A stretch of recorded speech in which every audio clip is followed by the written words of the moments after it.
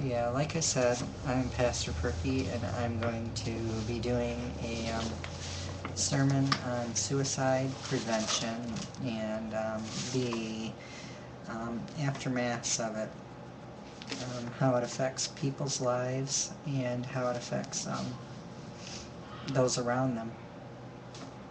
So I'm doing okay today, just been busy writing. Um, so I want to ask some questions, and you guys can either answer them yourselves in your head, or you guys can just let me know. Um, First of all, I want to ask a question because my camera's a little weird right now. Do I have a lot of lag right now?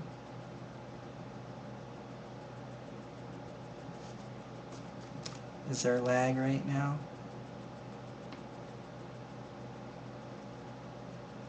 Because I really need to know. There shouldn't be because I have 60 meg internet, so I'm going to assume there's not, and my eyes are just playing tricks on me. So I'll just go with there's not. Where was I? Okay. Anyway, have you guys been bullied in your life? Are you being bullied right now? Are you the bully?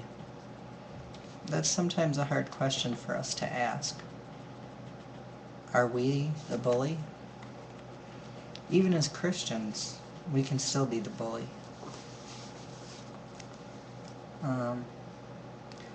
Now, this will show in this sermon what happens to bullies if they do not change in this world, what happens to those who are bullied, what we need to do to prevent this, and what the fallout is if we do not.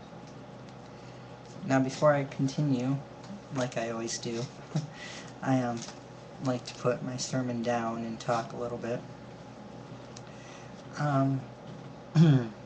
Now, I was bullied myself for quite a while when I was younger. I had a lot of medical issues, and I could not gain weight for the life of me for the longest time. And in high school, I was 120 pounds, and honestly, up until I had brain surgery 2 years ago, I'm 32 right now, up until I had brain surgery 2 years ago, I still weighed 120 pounds. Within 3 weeks, I went from 120 to 83.8 pounds. So that's a lot of weight to gain. But so I went through a lot of bullying throughout my life, but I never tried taking my life over anything to do with bullies. But times have changed a lot since then in just my short life. Hi, how are you? But times have changed a lot in just my short life. And, well, anyway, now I want to ask you guys this. Do you have a cell phone or know somebody who has a cell phone? I mean, pretty much everybody has a cell phone, right? Cell phones are becoming more increasingly popular, as we know today, and pretty much everybody has one, no matter what part of the country you're in. They're replacing landlines. I don't even know anyone who has a landline anymore, pretty much. Nearly everybody has a cell phone. Businesswomen, businessmen, they all have cell phones, especially students. Especially younger kids. Now, there are so many companies that makes these cell phones. They even make cell phones for babies. Do you know that? Isn't that weird? Now, there's a variety of names for the cell phones: Razors, LG, flip tops, Blackberries, Motorola, and the latest craze, of course, is the iPhone. I think it's like they gotta have the S6 iPhone or whatever right now, I don't know. But the technology exists today that makes connectivity a premium. There are cell phones in which they take photographs and movies, and the movies recorded on some cell phones can be instantly uploaded to CBS News, YouTube, without the need of a computer. They give us access to social media sites such as Facebook, and other social media sites like this one, Friend Life, and which the thing that some of us don't think about is that is a very, very bad, can be evilly used. It can be used for evil because so many people, how many times do you see people attacking people on Facebook? They can gossip about each other, even if it's not true. They'll gossip about a kid. Even us sometimes as an adult, we start gossiping about one another. And it's so juvenile, but we do sometimes. But mainly I'm targeting teenagers right now. I mean, but I want adults to know about this too, especially if they have kids. I have 4. Because we have so much access to social media, and that's a lot of times you see on, especially there's so much controversy on, you know, either transgendered or homosexuals, or even just students because they have special needs being, you know, having committed suicide because of being bullied too much. And we, either as parents, don't see the signs, and in no way am I blaming parents, but either we do not see the signs, the schools don't see the signs, or if they do, they don't do anything about it. Some just say, oh, well, that's how I was treated when I grew up, we just brushed it off. Well, that's not the responsible thing to do.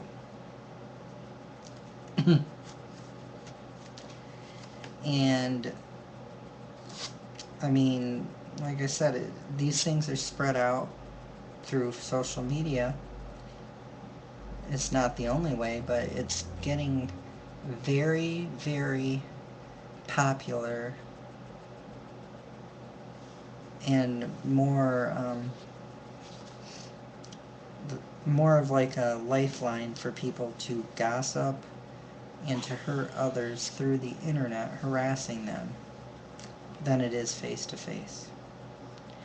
Now, this can spread through our families this way, through our friends, through complete strangers. You can stream this to anybody.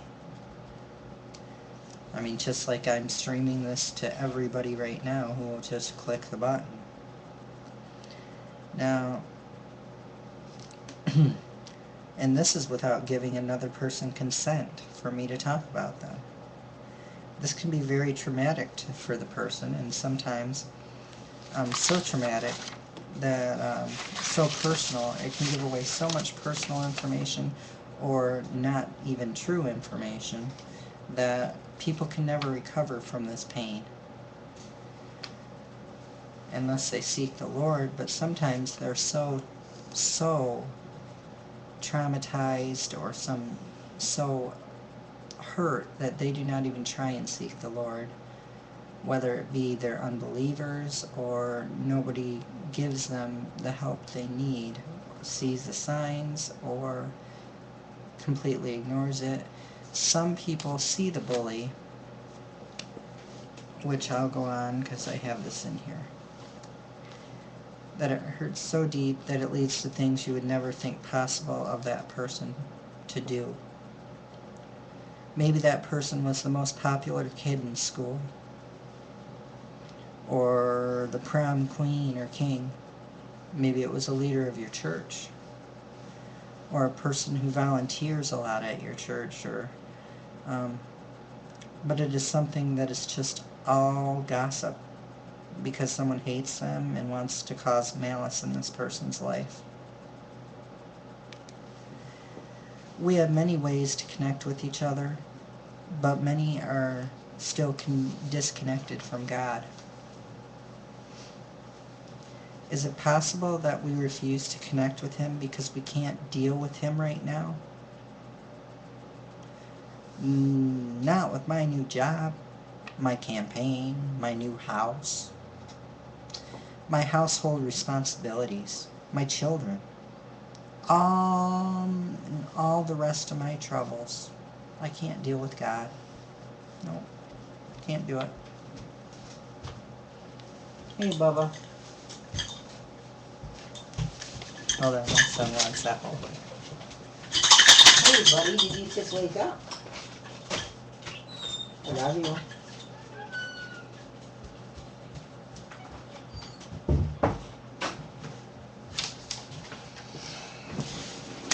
Alright. Gotta find where I'm at now.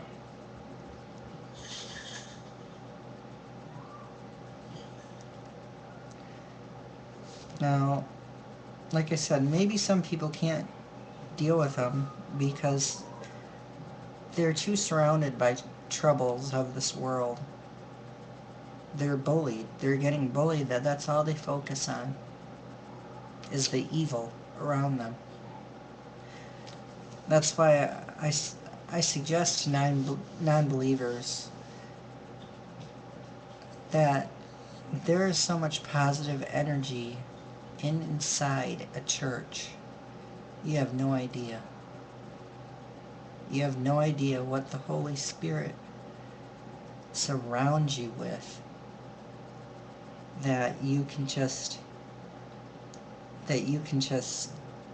get all that positive energy and love from people,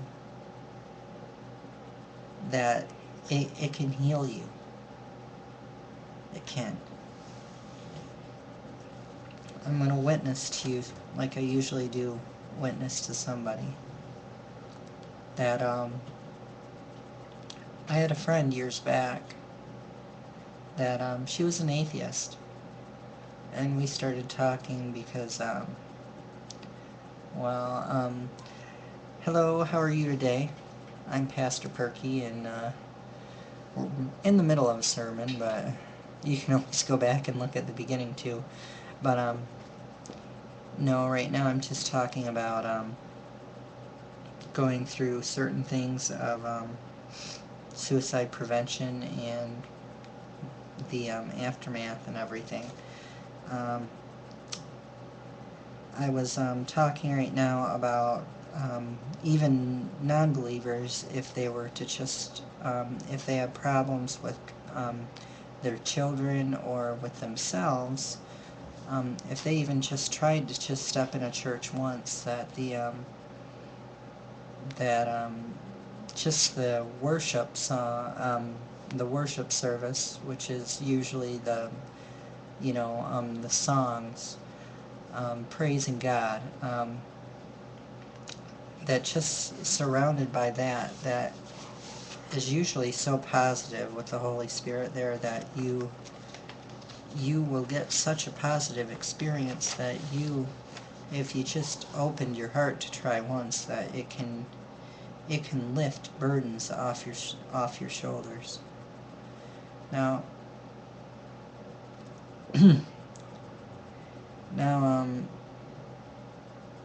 people who get bullied, and maybe some people see this. I know a lot of adults, maybe not the parents, but at schools, because that's usually where it happens. People see this, and they won't try and deal with it. They might say, hey, just break it up or whatever, but they don't really inform the parents about it, and they don't really, if they do anything, they'll just slap the bully on the wrist, pretty much. Now, even though they say they have a zero tolerance policy, well, or if the parents do know about it, they'll write it off sometimes as that's how it was for me growing up. Well, I'm sorry, but, and they'll be like, well, I came out fine. I got through it. You know, I'm going to tell you from firsthand experience, and I hear this a lot from people around me, is I am so sick and tired of hearing that phrase. This happened when I was younger and I got through it, or this was in my past and I got through it.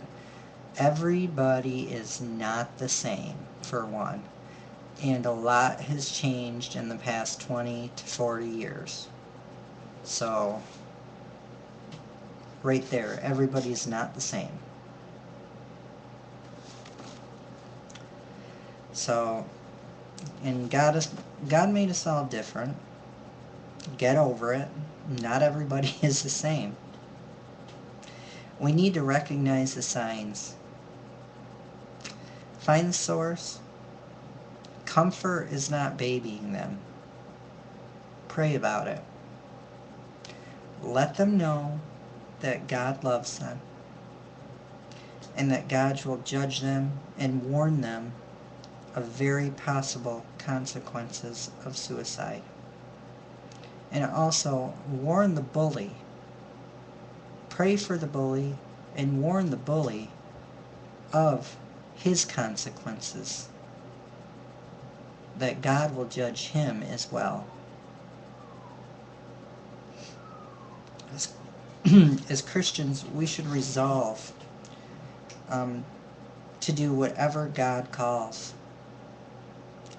We are ready to answer and to hear His voice. If the Lord dials our number, we should make sure that He gets through. We must be sure to answer our call and to make sure that we listen and not just ignore. Just because you might have to, instead, in this economy we're in, we're too politically correct about everything. Well, let me tell you, when it comes down to Judgment Day, God is not going to be like, oh, well, how many people did you upset? It's not about that. Yes, we are supposed to love our neighbors as we love ourselves, but this political correctness stuff, this crap has got to stop. Let me ask you this. What is more precious? The life of somebody or political correctness? Kind of just how Jesus, when he was being tested by the Pharisees, when they said, well, you cannot work on the Sabbath. If a sheep is drowning, do you pull the sheep out? Yes, you do. You save the sheep.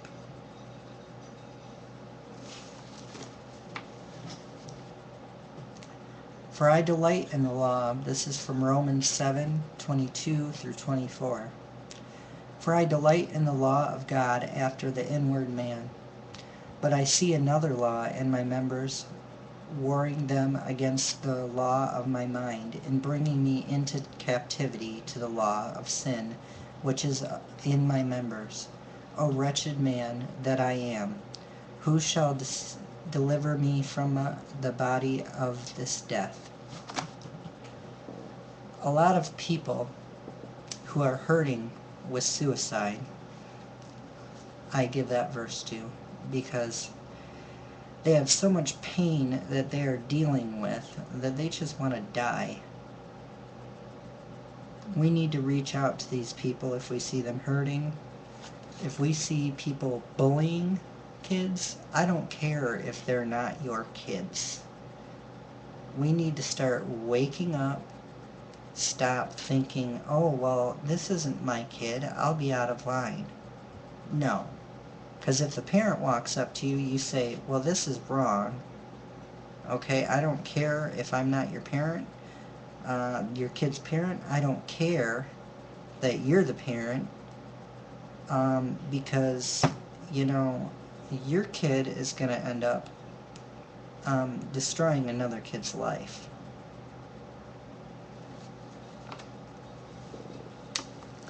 Because this text focuses on Paul as he explained that every believer faces a virtual warfare within them for control of their souls and secret passions. Historically, Paul addressed the subject of presence of a dark side, a compulsion to live outside of the will of God in each believer. Often this compulsion is not visible to the naked eye. Like, most people can't tell people are hurting on the inside.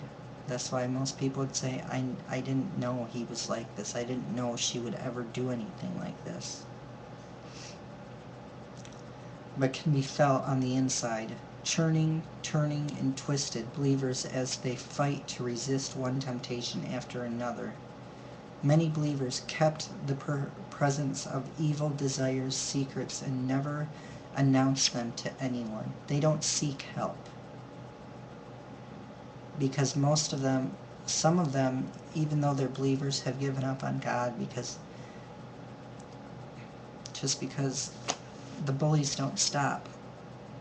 We need to be good stewards, though, and recognize when it happens and stop it, no matter the political correction crap that is going on right now.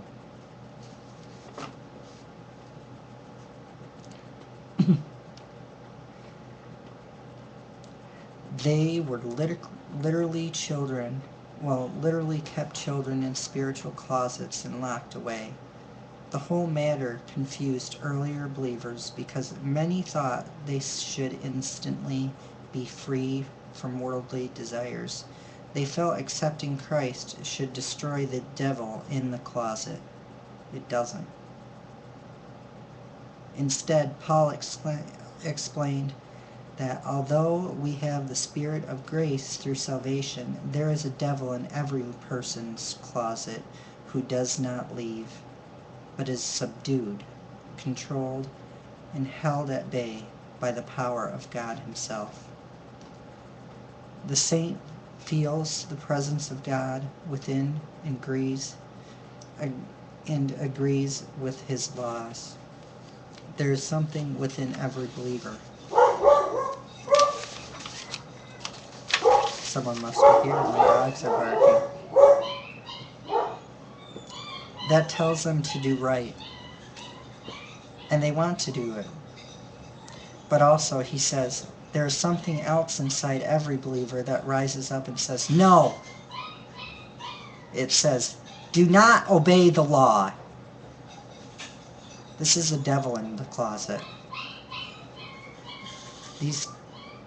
These text verses point to the source of the problem. Paul tries to help us figure out what is wrong. He asks the question, what's the matter with me? Why can't I do what is right? Why do I give way when I get into this situation? Why am I so weak? Paul describes his frustration in verse 22. What a wretched man I am. Who will rescue me from this body of death? We feel so weak, especially when we're bullied. We feel like we're in an ocean. And then, while we have adults that sit here, or other people that sit here, those that actually see that we're being bullied, it's like seeing a coast guard that's just near us. They're going by, but they don't throw no lifeline at us. They just go by. And that's how people that have suicidal thoughts feel. Imagine, I want you to meditate on that for a second. How does that make you feel? Does that put it in perspective for you?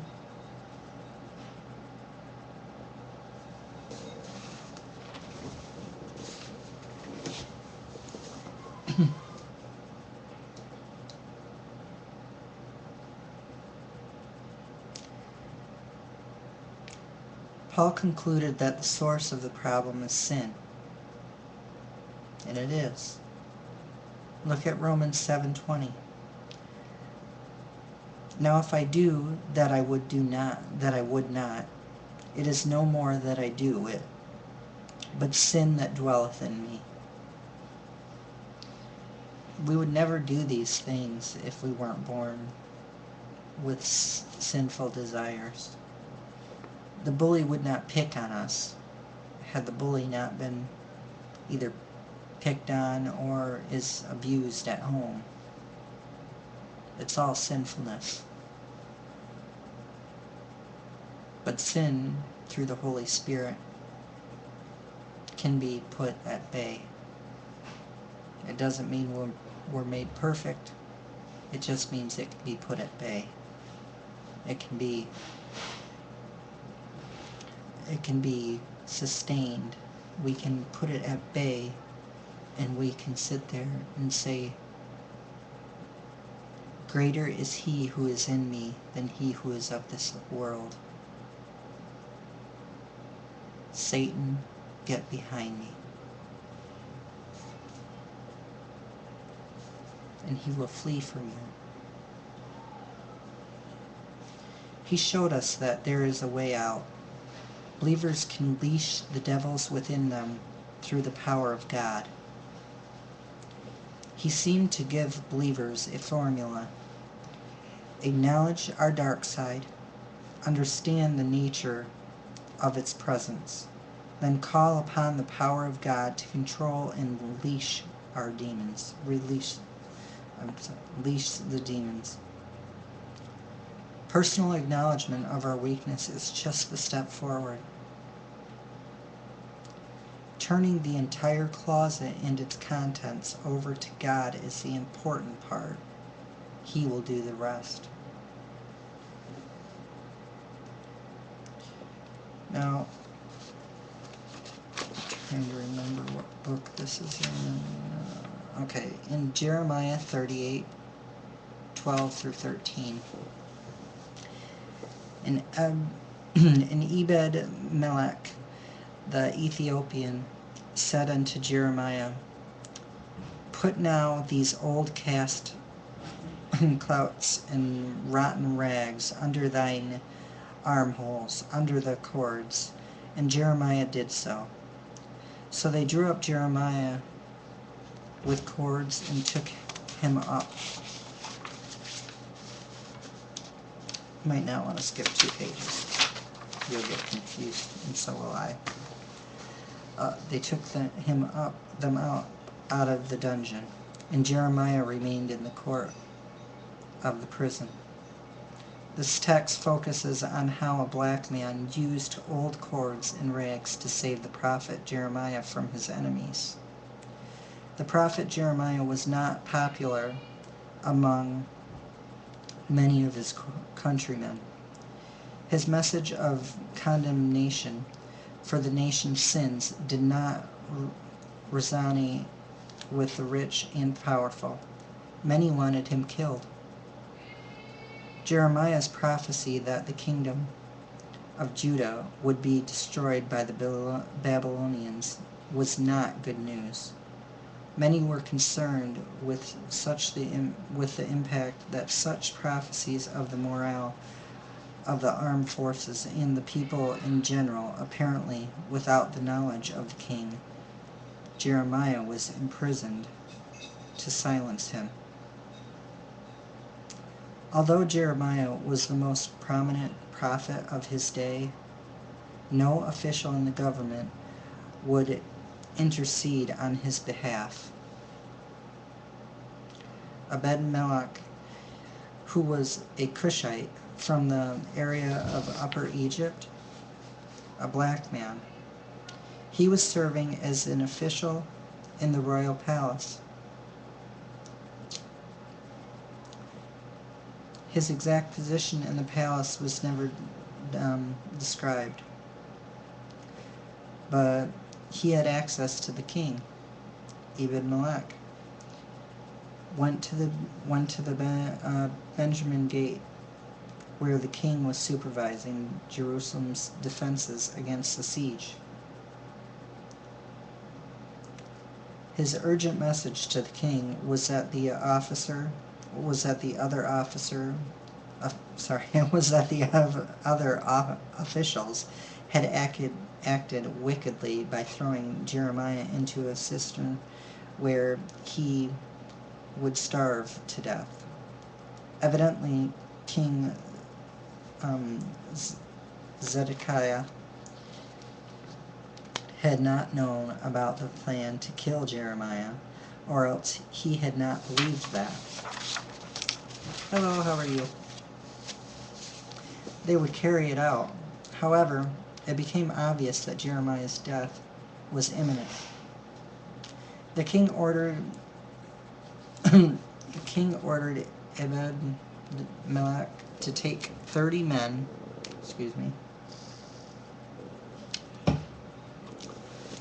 who were probably on duty at the gate, and lift Jeremiah from the cistern before he died. 30 men would be needed to pull Jeremiah out from the mud and to stand guard against the officials who might oppose the rescue attempt. Ebed-Melech led the soldiers to the room under the treasury in the palace where the opening to the cistern was located. Old rags and worn-out clothes were passed down to Jeremiah to place under his arms to pad the ropes. Jeremiah was then pulled out. Up with the ropes and freed from the cistern, he was again put in the courtyard of the guard. Throughout his courageous act, Ebed-Melech saved the prophet of God from death and saved Judah from what would have been the terrible wrath of God. Now, too many people go through this life with no regard for people's feelings. They do not realize the psychological damage that they can do to people that they bully. Some of these tendencies are not from the bully, but how they have been raised, what they have seen around them, and how they've been treated.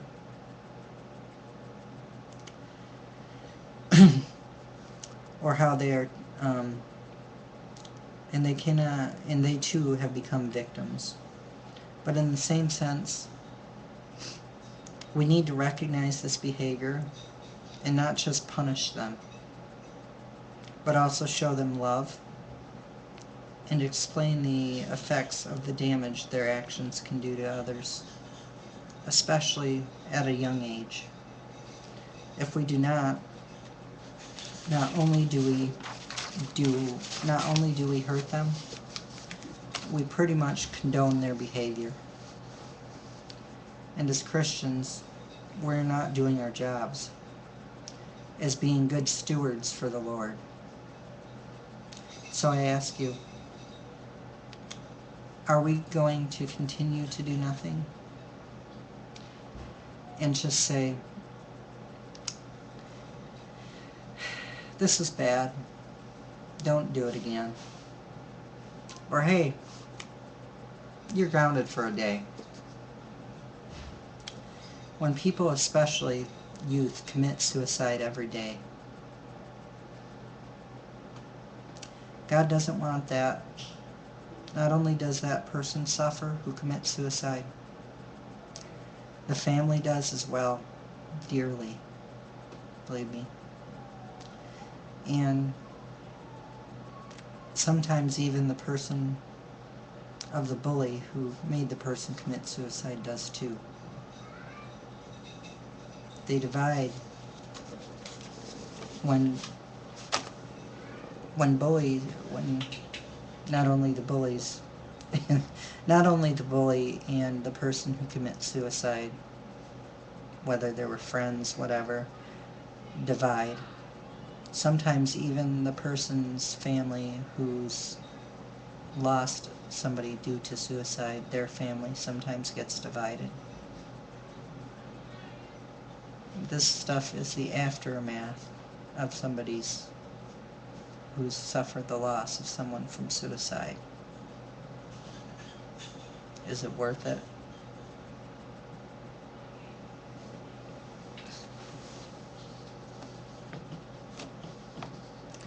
We need to start being like Abed-Melech was with Jeremiah. He went to great lengths to save him. Even though Jeremiah was not going to commit suicide, he still knew he was in trouble and did everything he could to help him. When a lot of us know, as far as bullying, just pass it right by, or do not know, or do not do enough, and that is what the majority of suicide is caused. That's how the majority of suicide gets through and over the edge, is because those that see the warning signs, or at least start seeing bullying, write it off as, well, I turned out okay, I was bullied. Times have changed in the last 20 to 30 years. Kids have gotten worse. We see it every day on the news. Kids have gotten a lot worse. We need to, and the political correctness has gotten a lot worse. We need to quit the crap with the political correctness. Step out of our comfort zone and confront the bully to save more lives.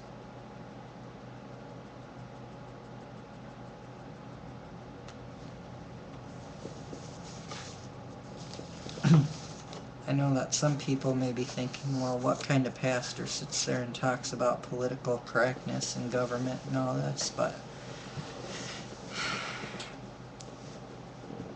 government is talked about in the Bible, throughout the Bible. Read it. We have evil in the government. We have evil forces throughout this country. Look to Ephesians 6:12, I believe it is. But I just really wanted to bring this to your attention. A friend brought it up to me today as one of the sermons that she wanted me to do. It might not be perfect, but I did this today. Just today. In about 2.5 hours it took me. So if it's not perfect, that's why it took me 2.5 hours. So I pray that you guys, whoever watches this, and even those that don't, I pray that they would get this in their heads, that we need to stop the political correctness of worrying about offending people. That if we see a bully doing something to another kid, we approach that bully, I don't care what age they are, and stand up for that person being bullied. And if their parent approaches us, you talk to their parent about it. Because it can have such a traumatic experience on the person being bullied that you have no idea. You could save a life. You just don't know it. So, this is Pastor Perky saying, I love you guys, and let's save some lives. God bless.